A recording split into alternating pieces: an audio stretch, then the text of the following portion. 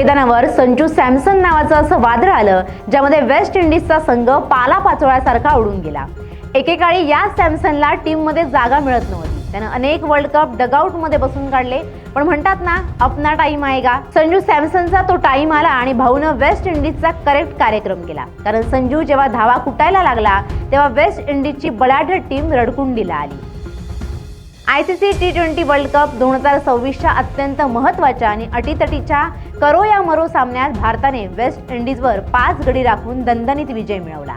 या विजयाचा खरा शिल्पकार ठरला तो म्हणजे संजू सॅमसन, ज्याने नाबाद 97 धावांची खेळी करत भारताला थेट सेमीफायनलमध्ये प्रवेश मिळवून दिला।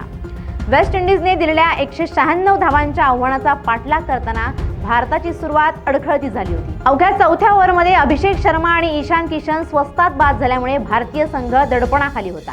मात्र संजू सॅमसनने मैदानात पाऊल ठेवताच खेळाचं चित्र बदललं। त्याने अवघ्या 50 चेंडूत 12 चौकार आणि 4 उत्तुंग षटकारांच्या मदतीने नाबाद 97 धावा ठोकल्या।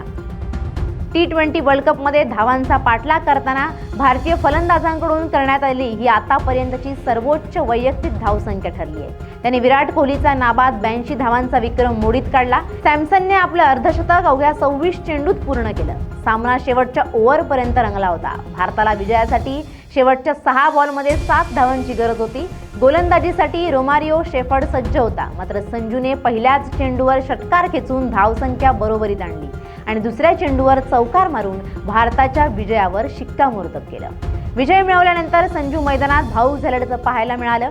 सोशल मीडियावर फक्त संजूची चर्चा आहे।